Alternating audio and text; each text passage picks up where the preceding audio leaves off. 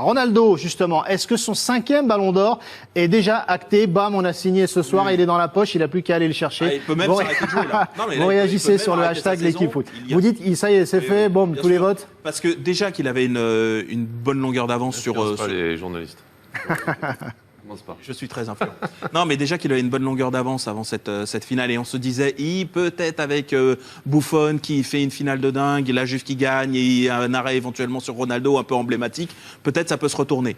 C'était possible. Ça n'a pas eu lieu. Ronaldo met un doublé. Surtout, c'est depuis les matchs de qualification. Et ben c'est ça, l'enchaînement depuis les quarts de finale, c'est incroyable. Alors, depuis les quarts, je vais regarder ça. 8 plus les 2 de ce soir, ça fait 10 donc. Et meilleur buteur de cette Ligue des Champions au passage avec 12 buts, Cristiano. Meilleur buteur. Il met 10 buts en 5 matchs, à partir des quarts. Quasiment en ayant commencé sa compétition, on va dire, en quart de finale, parce qu'on avait vu en phase de poule, il avait joué ça de manière très gestionnaire. Voilà, il a marqué dans des matchs extrêmement observés, quart contre le Bayern, qui était presque une finale avant la lettre, la demi dans le derby de l'Atlético où il a tout fait, et là ce soir en finale contre le meilleur gardien du monde ou presque, voilà, et c'est ça parce qu'au passage c'est contre Neuer en quart, Oblak et Buffon, c'est pas contre des petits gardiens, enfin c'est 3 des 4-5 meilleurs gardiens du monde, donc en plus il y a ça aussi dans ce côté-là, évidemment que c'est bouclé. Et toujours à des moments importants, parce que l'égalisation et le 3e but, c'est celui qui tue toutes les ambitions de Turin. Oui, c'est pas le 4e qui met. Et contre le Bayern, c'était des moments importants. Au retour face à l'Atlético, c'est ça qui est phénoménal chez Cristiano Ronaldo, c'est que lui, il est toujours là au moment où on l'attend. Et même si on disait que sur les finales, c'était pas trop ça, ouais. Non, sur les finales, les deux d'avant contre l'Atlético Madrid n'étaient pas du tout. Mais ce qui est incroyable aussi, la faculté à être presque entre guillemets transparent. Et d'un coup, pam. Il faut qu'il marque, parce que les deux dont on parle, où il n'était pas décisif, mais du coup, il était transparent pour le coup. Mais là, il a mis les 2 buts. Pendant 20 minutes, on ne le voit pas. Première action, pam, pim, hop, but. Premier tir cadré, il marque sur ce match. Il a fait aussi, je ne sais plus quel match, je crois que c'était le Bayern aussi, où il n'avait pas été très très bon dans le jeu, et par contre 3 buts à la sortie. Est-ce qu'il est tellement buteur qu'en fait c'est ça, c'est que maintenant il est jugé comme un avant-centre pur. Comme avant, on aurait pu juger des Gerd Müller, des Inzaghi, des machins. On se fichait de savoir s'ils avaient participé. Ce qui est quand même extraordinaire, moi je trouvais, on en a parlé un tout petit peu tout à l'heure quand on le regardait, c'est la tête qui fait le bonheur. Le bonheur qu'il a à être champion. Et si vous regardez un petit peu sur Instagram, parce que c'est quelqu'un qui produit énormément d'images de lui. Et moi, c'est mon ami qui me les montre. Il me dit, regarde.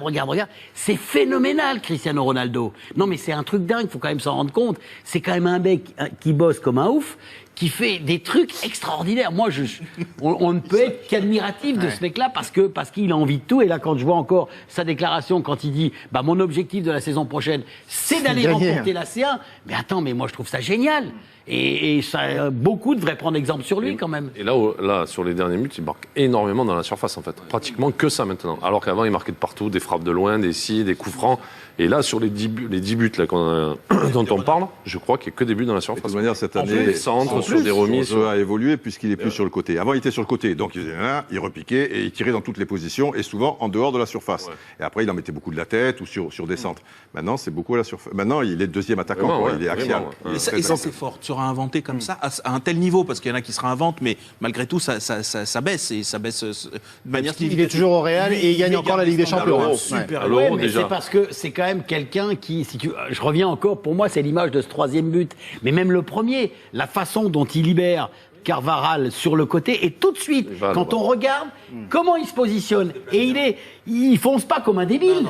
Il vient tranquille. Non, mais tu vois, c'est ça. Et sur le deuxième qui marque, je répète encore, il a cette course pour venir couper la trajectoire. Oui, parce qu'il se doute bien que Modric, ça va pas aller au deuxième poteau. Tu vois, il sent le truc. Bien sûr qu'il sent le truc. Ça ne s'invente pas.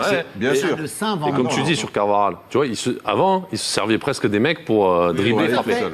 Là, dès qu'il a donné, il se déplace de suite pour que l'autre il lui rende et est en meilleure position. Regardez les stats, les amis. Il met un tir qui est pas facile. Regardez les stats, Didier.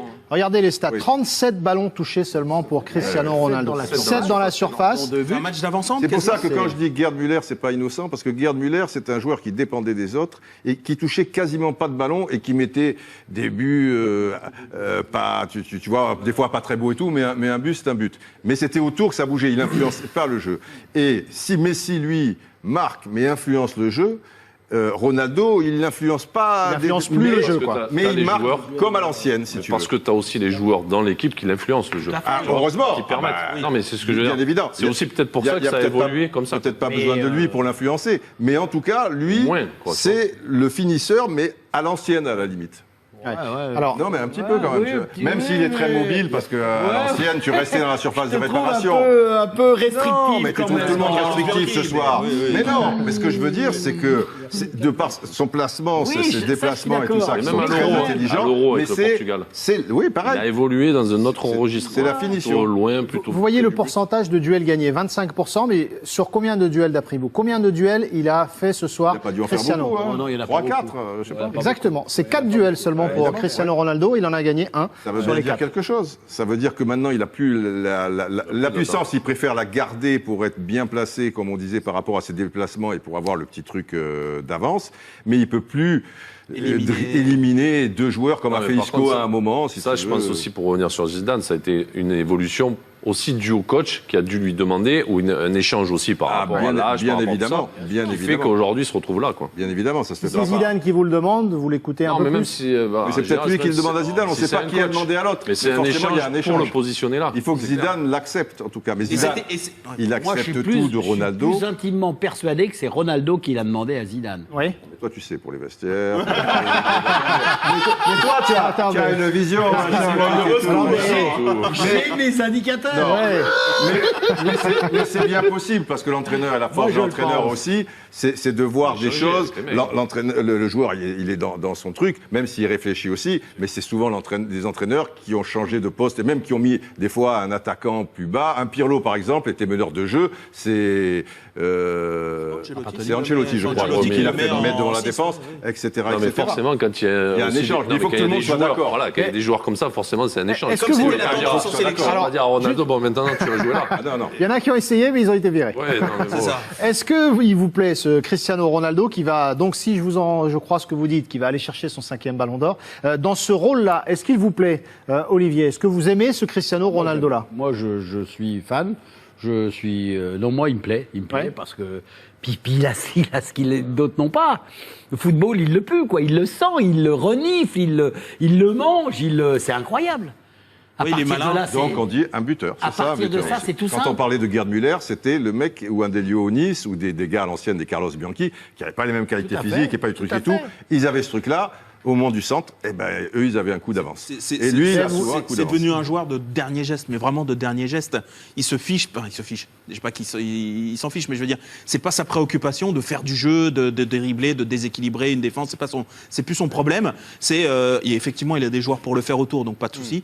Non, et franchement, de se réinventer à ce point-là. C'est pas si fréquent. Parce qu'à la base, à Manchester, il avait joué aussi en pointe. Oui, mais plus en deuxième attaquant. Non, Ferguson, je me rappelle, il mettait tout seul devant. Oui, mais à la base, c'était quand même un mec qui éliminait, qui faisait des dribbles, qui passait en puissance déjà. Mais je veux dire, c'était un et même il commençait à dribbler à 60 mètres de ses buts. Et Ferguson disait non.